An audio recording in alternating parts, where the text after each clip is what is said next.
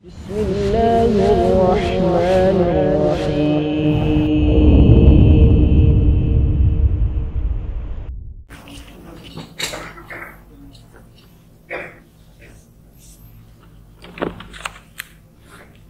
بسم الله الرحمن الرحيم. السلام عليكم ورحمة الله وبركاته.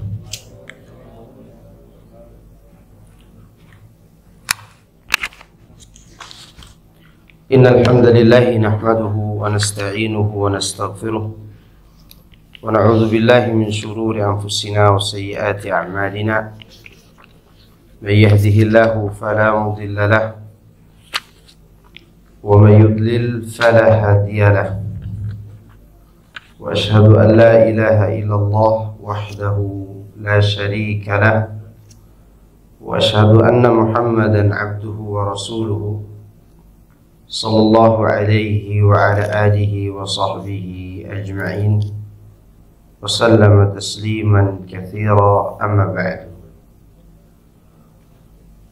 Jemaah sekalian rahimani Allah wa iyyakum.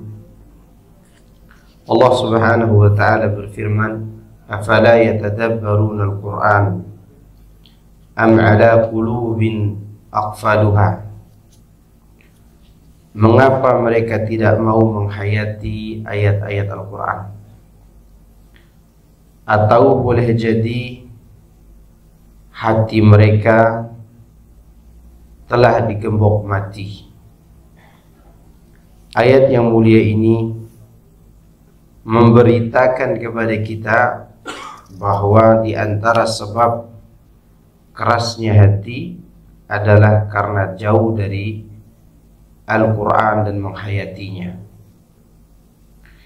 Oleh karenanya Allah mewanti-wanti, bahkan Allah sangat menekan, jangan sampai kita ini mengikuti gaya beragamanya kaum Yahudi, di mana mereka meninggalkan kitab suci mereka sehingga hati mereka menjadi membatu. Allah Subhanahu wa taala mengatakan, "Wala yakunu kalladzina utul kitaba min qabl faqala 'alaihimul amad faqasat qulubuhum wa katsirun minhum fasiqun." Jangan sampai orang-orang yang beriman itu seperti ahlul kitab, berlalu waktu begitu panjang. Artinya mereka meninggalkan kitab mereka dalam waktu yang panjang, sehingga hati menjadi keras dan membatu, dan kebanyakan mereka menjadi fasik. Inilah yang kita tidak inginkan. Oleh karena itu kita berusaha dengan sekemampuan kita untuk menghayati dan merenungkan ayat-ayat Al-Quran Al-Karim.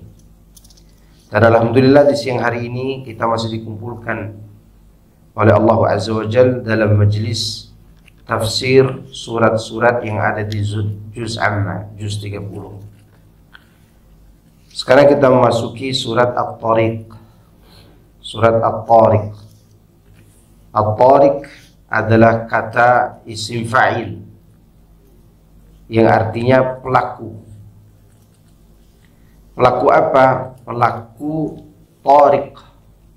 Tariq itu kalau diartikan secara harfiah artinya orang yang mengetuk pintu di malam hari.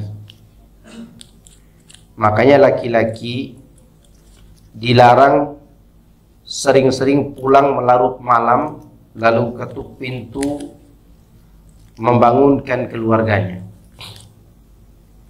Arti hukum ini makruh. Kalau bisa pulangnya jangan terlalu larut malam. Ya, maka si tariq itu artinya orang yang datang di malam hari lalu mengetuk pintu.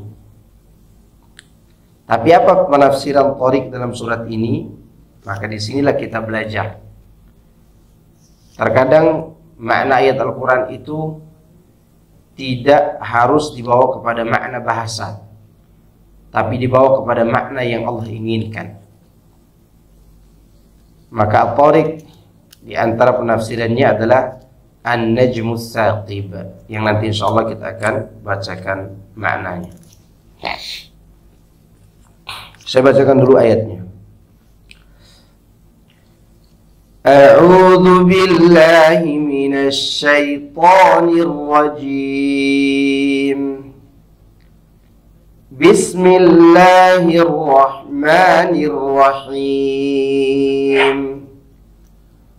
Was-samaa'i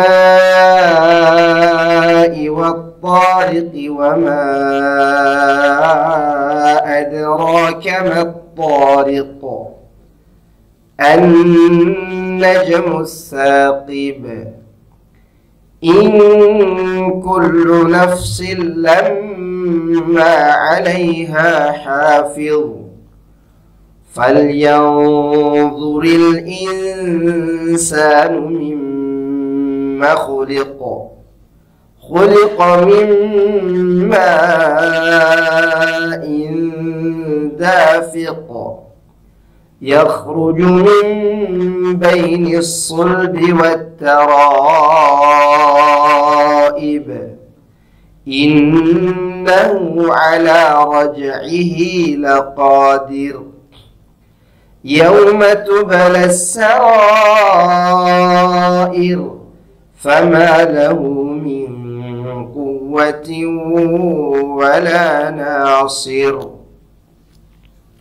Kita ambil dulu sampai ayat 10. Dengan menyebut nama Allah yang Maha Pemurah lagi Maha Penyayang. Demi langit dan yang datang pada malam hari, yaitu Tariq. Tahukah kamu apa yang datang pada malam hari itu? Yaitu bintang yang cahayanya menembus. Tidak ada suatu jiwa pun melainkan ada penjaganya. Maka hendaklah manusia memperbaiki atau memperhatikan dari apa yang dia ciptakan. Maka hendaklah manusia memperhatikan dari apa dia diciptakan. Dia diciptakan dari air yang terpancar, yang keluar dari antara tulang sulbi laki-laki dan tulang dada perempuan. Sesungguhnya Allah benar-benar kuasa untuk mengembalikannya, yaitu menghidupkannya kembali. Pada hari ditampakkan segala rahasia, maka sekali-kali tidak ada bagi manusia itu suatu kekuatan pun dan tidak pula seorang penolong. Di dalam ayat-ayat ini Allah menafsirkan At-Tariq dengan An-Najmu As-Saqib. Inilah diantara salah satu contoh ayat Al-Quran ditafsirkan dengan ayat Al-Quran. Sama seperti nanti kita akan bahas surat Al-Qari'ah. Al-Qari'ah itu artinya sebuah kejadian yang mengejutkan. Tapi apakah Al-Qari'ah maknanya demikian? Ternyata lebih dari itu, yaitu hari kiamat. Maka Allah katakan Al-Qari'ah mal Qari'ah wa ma adraka mal Qari'ah. Kemudian Allah tafsirkan sendiri, yauma yakunun nasu kal farashil mabsus. Kasus penafsiran seperti itu sama dengan ini. Artinya keadaan penafsirannya sama, yaitu ayat Al-Quran ditafsirkan dengan Al-Quran, tidak ditafsirkan pada makna bahasa. Karena makna bahasa daripada At-Tariq, orang yang datang di malam hari lalu mengetuk pintu. Mengetuk pintu. Tapi makna di sini Allah sebutkan An-Najmu As-Saqib. Untuk apa Allah bersumpah? Tentunya ada tujuan. Tidaklah Allah bersumpah kecuali setelahnya ada sesuatu yang penting yang Allah ingin jelaskan. Yaitu in kullu nafsin lamma 'alaiha hafiz. Allah ingin menjelaskan bahwasanya tidaklah setiap jiwa melainkan ada malaikat yang menjaganya. Di sini Allah Tabaraka wa Ta'ala bersumpah dengan menggunakan sebutan langit dan segala yang ada padanya, yang terdiri dari bintang-bintang yang bersinar. Oleh karena itu dia mengatakan was-sama'i wat-tariq. Wa ma adraka mat-tariq. Kemudian An-Najmu As-Saqib. Qatadah juga yang lainnya mengatakan At-Tariq disebutkan bintang yang terang. Disebutkan sebagai makna untuk bintang yang terang. Karena bintang itu hanya dapat dilihat pada malam hari dan sembunyinya tidak terlihat pada siang hari. Jadi At-Tariq adalah bintang yang muncul di malam hari. Sebagaimana pada makna bahasa, At-Tariq adalah orang yang datang di malam hari. Disebutkan dalam sebuah hadis, naha Rasulullah sallallahu alaihi wasallam an yatruqa ar-rajulu ahlahu turuqan ay ya'tihim faja'atan bil-lail. Seorang laki-laki dilarang mengetuk pintu rumah istrinya, yakni mendatangi mereka secara mendadak pada malam hari. Kalaupun kita datang malam hari, kasih tahu dulu. Ya, istriku saya mau pulang nih hari ini. Kemungkinan sampai rumah jam 10. Itu seharusnya disampaikan. Tapi kalau kita datang tiba-tiba kemudian mengetuk pintu, itu terlarang. Itu terlarang. Ya. Masih berkaitan dengan An-Najmus Saqib. As-Saqib artinya yang bercahaya terang. Itu arti daripada As-Saqib. Lalu setelah itu Allah menjelaskan kenapa dia bersumpah. In kullu nafsin lamma 'alaiha hafidh. Itu Allah ingin menjelaskan sesungguhnya tidak ada suatu jiwa pun melainkan pasti ada penjaganya. Yakni setiap jiwa pasti ada penjaga yang Allah utus untuk menjaga hamba tersebut. Ya. Agar dia tidak tertimpa segala macam bencana.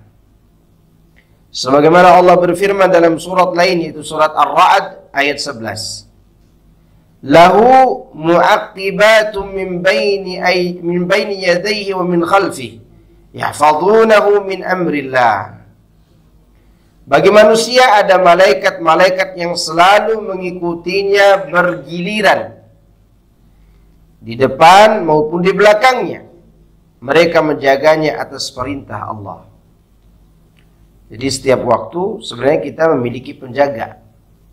Hanya saja kita yang tak sanggup menjaga diri kita. Ya. Bahkan malaikat-malaikat itu menjaga kita dari perbuatan maksiat. Tapi ternyata nafsu kita lebih condong untuk mengikuti bisikan syaitan. Setiap hari pasti ada malaikat. Kalau malaikat itu sudah tidak diutus lagi oleh Allah, berarti Allah sudah tidak suka dengan kita. Makanya malaikat itu selalu senantiasa membisikkan bisikan yang baik. Maka setelah orang berbuat maksiat kan ada penyesalan tuh. Di saat itulah malaikat datang memberitahukan kepadanya atas izin Allah agar dia selalu bertobat. Bertobat. Tapi terkadang iblis di situ mengikut campur tuh. Nggak ada gunanya kau bertobat, baru sama maksiat, tobat lagi, tidak malu sama Allah. Ini bisikan setan ini. Ya. Sedangkan di sisi yang lain jiwa kita, naluri kita yang baik didatangi oleh malaikat-malaikat tadi agar kita kembali kepada Allah.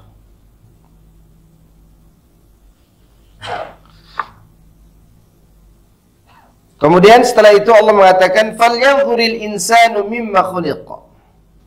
Maka hendaklah manusia itu memperhatikan dari bahan apa mereka diciptakan.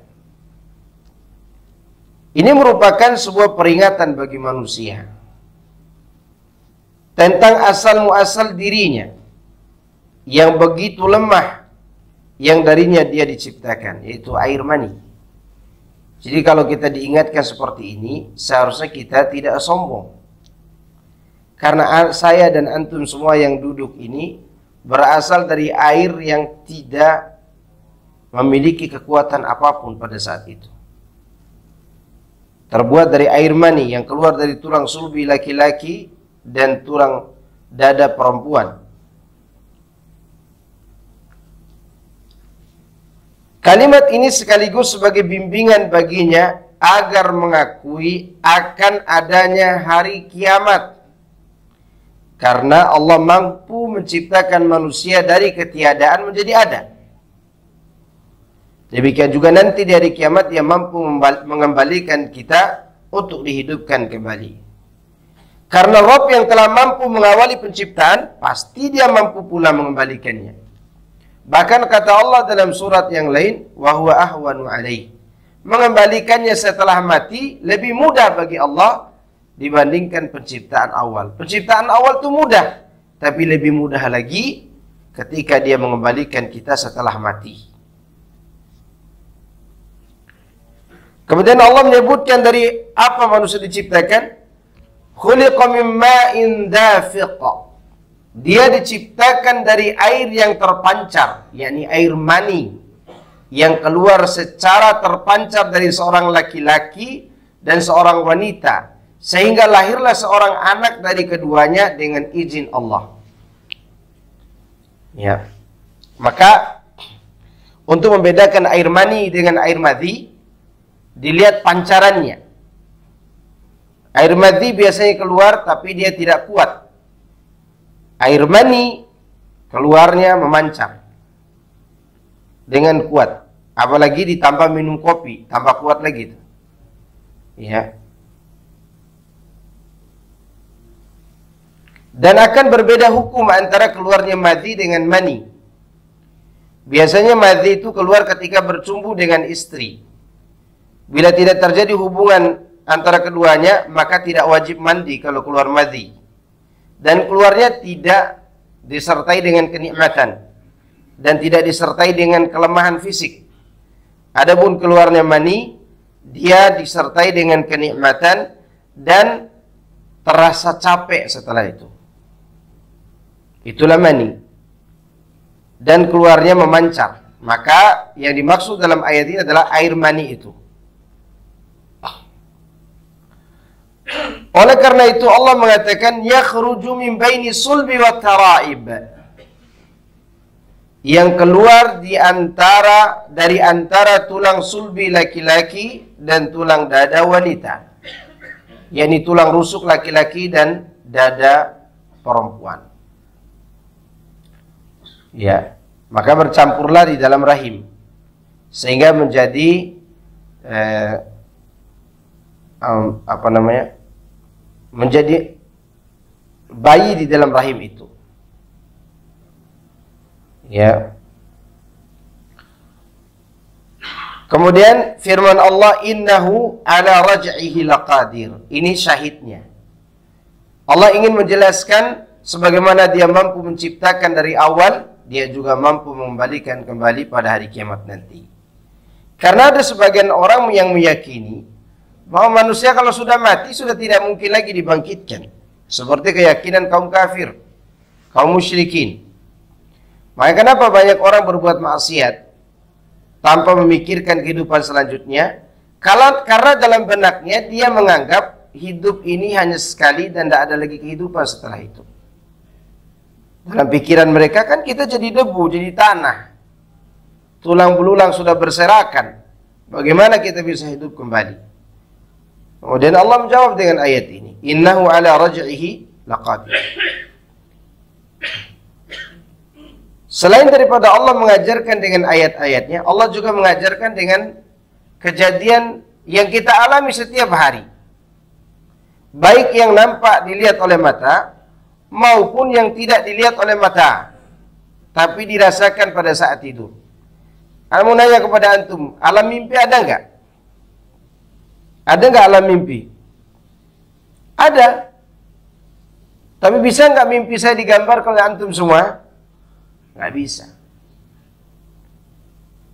Alam mimpi itu ada. Nah, kalau alam mimpi itu ada, dan saya jelaskan saya mimpi ini dan itu tadi malam, antum setengah percaya. Karena antum tidak masuk dalam mimpi saya. Maka ketika Allah menjelaskan sesuatu yang tidak bisa kita lihat, tidak bisa kita rasakan langsung, dan itu dijelaskan oleh Allah, maka kewajiban kita wajib beriman, walaupun tidak masuk akal. Ya, walaupun tidak masuk akal.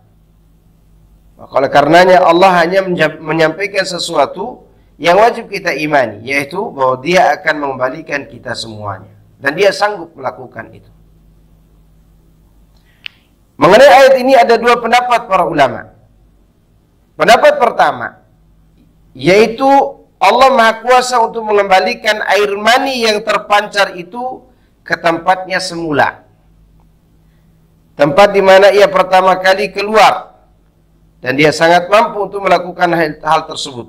Demikian yang dikemukakan oleh Mujahid dan Ikrimah. Artinya innahu ala raj'ihi laqadir. Ada yang mengartikan Allah mampu mengembalikan mani itu kepada posisi semula. Yang kedua, Allah Maha Kuasa untuk mengembalikan manusia yang diciptakan dari air yang terpancar itu, yaitu mengembalikan dan membangkitkannya di alam akhirat nanti. Maka dia sangat mampu untuk melakukan hal tersebut. Sebab Rabb yang mampu mengawali penciptaan, maka pasti dia sanggup untuk mengembalikannya setelah dia mati. Dan Allah Azza wa Jalla telah menyebutkan dalil ini di beberapa tempat dalam Al-Quran. Inilah pendapat yang benar yang dikemukakan oleh Ad-Dhahhak dan menjadi pilihan ahli tafsir klasik, yaitu Ibnu Jarir At-Tabari. Oleh karena itu dia berfirman, yauma tubla sarair. Bukti bahwa makna ayat ini adalah makna yang kedua, yaitu Allah mengembalikan lagi manusia setelah mati, adalah dibuktikan oleh ayat setelahnya. Yauma tubla as-sarair. Hari dikembalikan itu adalah pada hari dibongkarnya semua rahasia. Ya, maka kalau hari ini kita menyimpan rahasia, menyimpan kemunafikan, menyimpan kebencian, menyimpan niat baik, menyimpan niat buruk, nanti di hari kiamat akan dibongkar oleh Allah Subhanahu wa taala. Atau sekarang kita memiliki maksiat yang tidak diketahui oleh siapapun, suatu hari nanti akan dibongkar oleh Allah Azza wa Jalla. Semoga Allah menutupi aib kita semuanya. Yauma tubla sarair. Pada hari ketika semua rahasia ditampakkan. yakni pada hari kiamat nanti. Semua rahasia akan tampak sehingga semua yang tersembunyi menjadi benar-benar nyata. Bahkan orang yang selamat sekalipun, kalau dia masih dihisap, maka dia akan melihat semua keburukannya. Yang tidak dihisap saja yang tidak ditampakkan keburukannya. Itu ada kurang lebih 70.000 orang dari kalangan umat Muhammad SAW tidak dihisap, tidak diadab. Ya, walaupun 70.000 di situ khilaf para ulama, apakah 70.000 jumlah atau 70.000 yang menunjukkan banyak. Nah, yang selain mereka akan dihisap dengan dua gaya hisap. Pertama, hisap yang mudah. Hisap yang mudah itu hanya ditanyakan dosamu ini kau lakukan atau tidak. Itu saja. Otomatis semua perbuatan dosa kita dipaparkan di hadapan kita. Sampai disebutkan dalam Sahihul Bukhari, seorang laki-laki yang ditanya, kamu pernah berbuat ini dan itu? Dia jawab, iya. Sebagaimana yang pernah kita sampaikan. Ini cara hisap yang pertama. Hisap yang kedua, yaitu ditanya semua yang kita lakukan. Hartamu dari mana, kemana kau belanjakan, sudah lolos cara mencarinya, tidak lolos cara menggunakannya. Kan ada orang seperti itu. Kerjanya, belanjanya di barbar. Ada kan? Tidak lolos dari membelanjakannya, dia lolos mencarinya. Ada orang, dia mengambilnya dari sesuatu yang haram, tapi dia infakkan kepada jalan yang halal. Ini juga tidak lolos. Yang lolos adalah dia mampu bertahan pada mencari yang halal, kemudian dibelanjakan kepada jalan yang halal. Maka orang seperti ini di hari kiamat nanti dapat pujian. Yang bisa mengambil harta dengan cara yang halal, kemudian dibelanjakan di jalan yang halal, dapat pujian dari Allah dan Rasulnya Sallallahu Alaihi Wasallam. Di mana Rasulullah SAW mengatakan, ni'mal malu salih lil mar'i salih. Harta yang paling nikmat itu adalah hartanya seorang laki-laki yang saleh. Nanti ditanya itu. Kemudian umur ditanya, ilmu juga ditanya, badan kita digunakan untuk apa, itu ditanya semuanya. Kata Nabi SAW, kalau orang sudah ditanya seperti itu, maka siap-siap untuk menghadapi kebinasaan.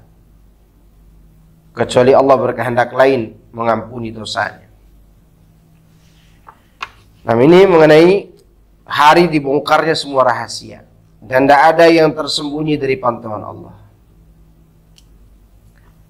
Telah ditegaskan di dalam kitab As-Sahihain, Sahih Bukhari dan Muslim, dari Ibnu Umar radhiyallahu anhuma, Rasulullah SAW bersabda, "Yurfa'u li kulli ghadirin liwa'un indastihi. Yuqalu hadhihi gudratu fulan ibni fulan." Bagi setiap pengkhianat akan dipasangkan satu bendera di bagian belakangnya, duburnya. Dikatakan kepadanya, inilah pengkhianat fulan bin fulan. Nah, ini adalah pembongkaran rahasia. Maka sekarang kalau masih ada yang punya selingkuhan, jangan diselingkuhi lagi. Nikahi saja. Ya, biar halal. Kan daripada ngambil yang haram, lebih baik apa? Halal. Jika Anda masih berbuat curang, maka berhentilah dari kecurangan itu. Karena suatu hari nanti dipermalukan seperti ini. Yurfa'u li kulli ghadirin liwa'un indastihi. Ini diberi bendera di bagian belakangnya, itu duburnya. Lalu disebutkan hadhihi qudratu fulan bin fulan. Ini penipu fulan bin fulan. Jadi dikasih tanda nanti ada benderanya. Dan firman Allah Subhanahu wa taala berikutnya, "Fama lahu min quwwati wala nasir." Maka sekali-kali manusia itu tidak memiliki kekuatan. Di sini Allah menyebutkan min quwwah. Maksudnya pada hari kiamat nanti sedikit pun dia tidak memiliki kekuatan. Ya. Wala nasir, dan tidak pula memiliki penolong. yakni tidak ada seorang pun yang sanggup mengeluarkannya dari malapetaka tersebut. Dengan pengertian lain, tidak ada yang sanggup untuk menyelamatkan hamba itu dari azab, dan tidak juga ada seorang pun yang dapat memberinya pertolongan, kecuali nanti ada syafaat. Itu pun atas izin Allah Subhanahu wa taala. Kalau dia berbuat syirik, sama sekali tidak ada harapan. Sama sekali tidak ada harapan. Kalaupun diberikan harapan, maka harapan yang hampa, harapan yang menghinakannya. Seperti yang Allah katakan, la yadkhulunal jannata la tufattahu lahum abwabus sama wa la yadkhulunal jannata hatta yalijal jamalu fi sammil khiyata. Ini diberikan harapan, tapi harapan yang menghinakan. Mereka tidak akan bisa menembus langit, artinya ruhnya tidak bisa diangkat sampai ke langit ketujuh, dan tidak bisa masuk surga sampai seekor onta bisa masuk ke lubang jarum. Ini adalah pemberian harapan, tapi harapan yang tidak mungkin terjadi. Bagaimana mungkin seekor onta masuk ke lubang jarum? Ya. Demikian juga mereka diberikan harapan untuk mendengarkan seruan Allah. Kata Allah, ya ibadi, la khaufun alaikumul yawma wa la antum tahzanun. Hai hamba-hambaku, hari ini kalian tidak perlu takut, tidak perlu bersedih hati. Mendengar seruan itu nanti di padang mahsyar, Allah sebutkan ini.